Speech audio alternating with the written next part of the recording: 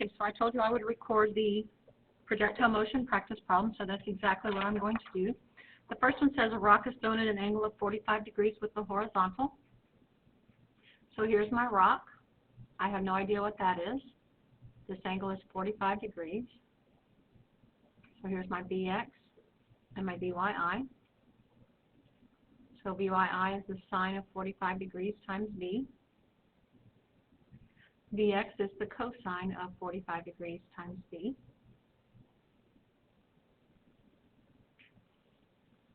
And I know, because Ms. Walker had to add this to the problem, that dx, the range of the projectile, is 50 meters. They're asking me to find the speed at which it was shot. So I said, well, I need to get some expression for the time. Dx equals vxt. So 50 meters equals the cosine of 45 degrees times v. So there's my vx and then my t.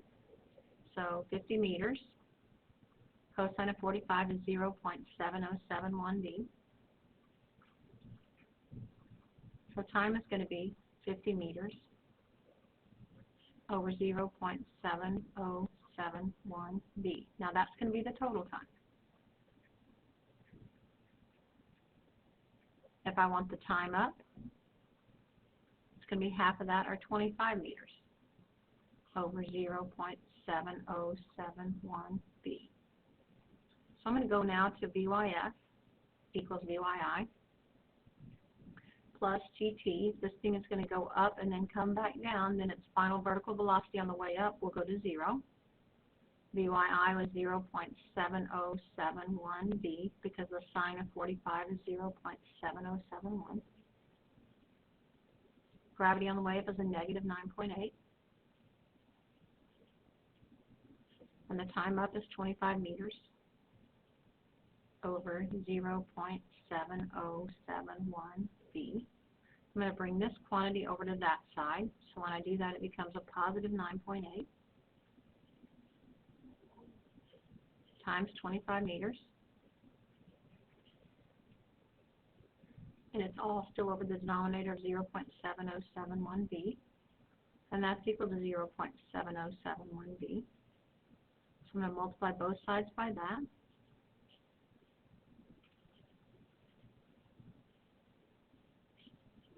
So that will cancel.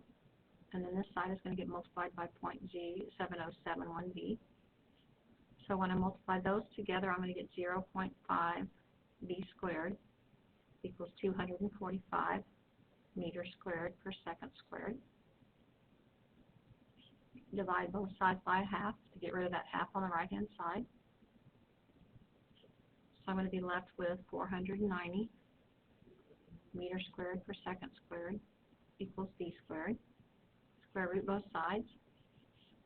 And when I took the square root of 490, I got 22.13 meters per second for my speed.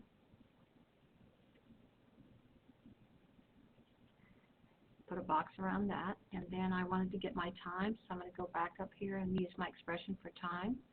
And I think they want the total time. Well, the total time is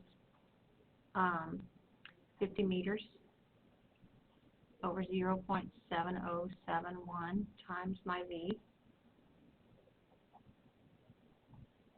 And notice every number I write down has a unit on it. So my time is going to be, if I make that division occur, 3.2 seconds. So there's number 1. A lot of algebra, physics part, not that hard.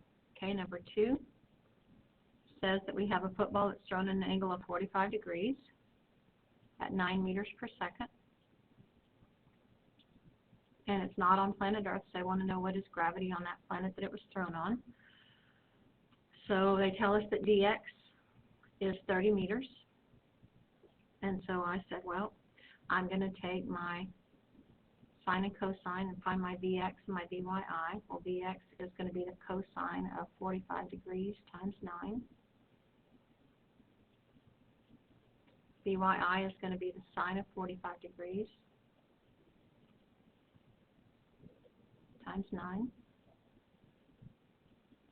So both of those values, when I multiplied, I got 6.36.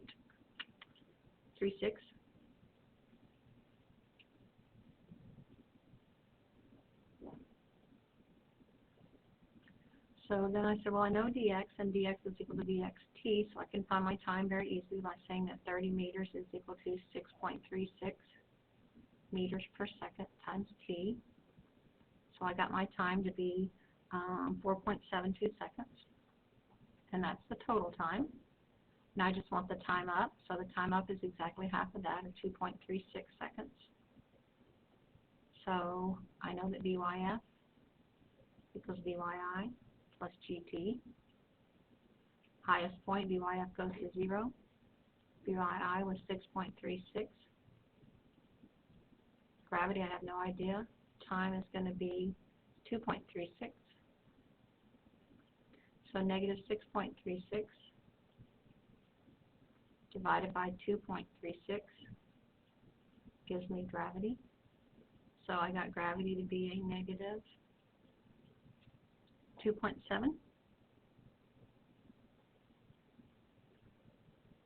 Now if I had done it on the way down, then I would have gotten a positive. So I'm going to say that gravity is plus or minus 2.7 meters per second squared. Notice I boxed my answer, and every answer has a unit on it. And every number has a unit on it. Okay, number 3 says that we have matters not kicks a rock horizontally from a cliff that is 35 meters high. So here's my cliff. Here's my rock. He kicks it off horizontally. And we have no idea what speed he kicked it off at.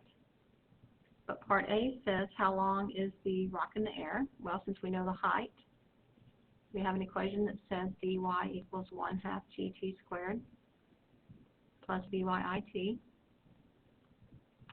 It's kicked off horizontally. Vyi is 0. So I can get rid of that part of my equation. So I have 35 meters equals 1/2, and I'm back on planet Earth, 9.8. So t is going to be the square root of 2 times 35 divided by g.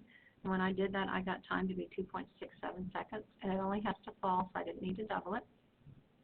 Part B says, what is this going to be? Well, let's see if we have any information. And we found out by measuring, once it fell, he measured from here to here and found out that was 80 meters. So I have dx equals vxt.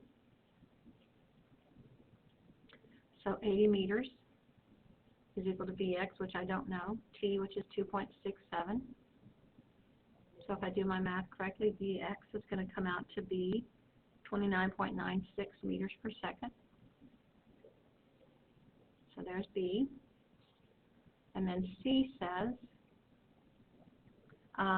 what is the final velocity? So when it hits the ground, it wants to know what that is. Well, Vx didn't change. It stayed 29.96 meters per second. But of course, the vertical changed because of gravity. So Vyf equals Vyi plus Gt.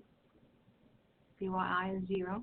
We said that over there. So Vyf is going to be 9.8 meters per second squared times the 2.67 seconds. Ran out of space, sorry. So if I multiply 9.8 by 2.67, I get Vyf to be, let me look, 26.17. So V is going to be the square root of 26.17 meters per second squared plus 29.96 meters per second, all squared. So V, when I did it, I got 39.78.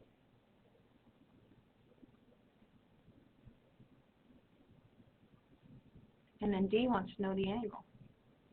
Well, if you look at it, it's coming down at 26.17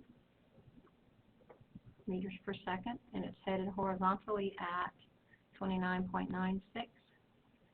Those values are pretty close, so my angle should be somewhere close to 45. So I'm going to say theta, tangent of theta, is equal to 26.17 over 29.96. And so I got theta to be 41.13 degrees with the ground, 41.14 degrees with the ground.